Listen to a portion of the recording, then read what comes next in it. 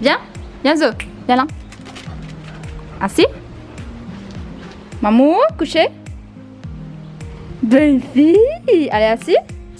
Viens la patte. Bonjour mon bébé. Debout. Debout. Yeah, that's my girl. Hey, bienvenue dans ce nouveau vlog. Comment ça va? J'espère que vous allez bien. Moi ça va très bien. Aujourd'hui je vous retrouve pour une nouvelle vidéo. En gros, je vais expliquer comment adresse votre chien. Enfin, comment moi je fais pour adresser mon chien.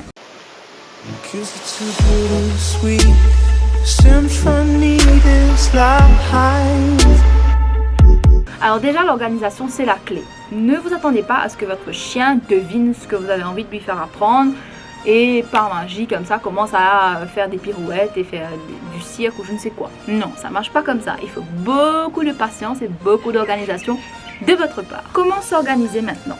Il vous faut d'abord établir une liste d'ordres que vous voulez apprendre à votre chien.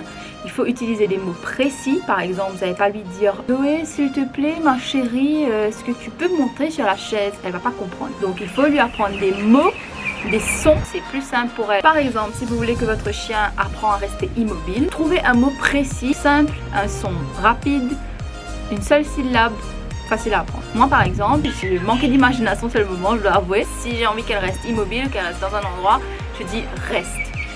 C'est comme ça que je lui ai appris. D'autres exemples seraient assis, couché, debout, viens, pars. Bref, vous aurez compris. Utilisez un mot et pas une phrase. On va essayer tout de suite. Ma petite Zoé, vous avez été très méchante. Rentrez dans votre maisonnette. Ceci est un ordre. Rentrez dans votre maisonnette. Là, sûrement, Zoé va se dire qui peut gagner. Les chiens, enfin les animaux en général, réagissent au ton de votre voix.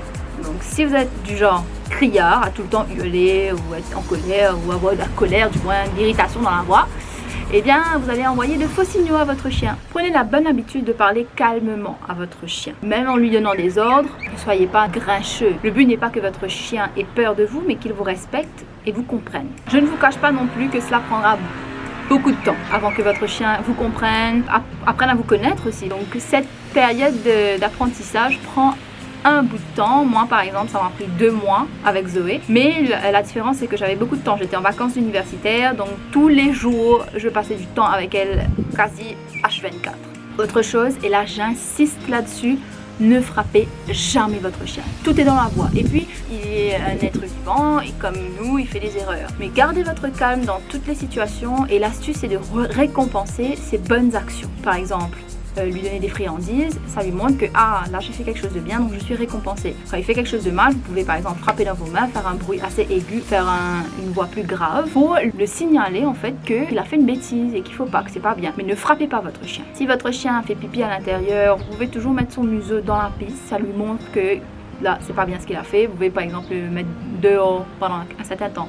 Là il va comprendre que c'est vraiment pas bien, il n'a pas été récompensé, que le ton de votre voix lui a montré que ah, bêtise. Voilà, c'est tout pour cette petite vidéo, on fait un petit recap. Alors il est important de donner de l'amour et du temps et d'être patient avec son chien. Tout est dans le son de la voix, utilisez des mots courts, simples et précis pour lui donner des ordres. Frappez dans vos mains ou aggravez votre voix, ça suffit, on n'a pas besoin de frapper un chien pour qu'il comprenne le bien du mal. Et la truffe dans le pipi suffit pour qu'il comprenne que c'est une bêtise. Voilà, soyez très patient. Allez, à bientôt. Bon courage!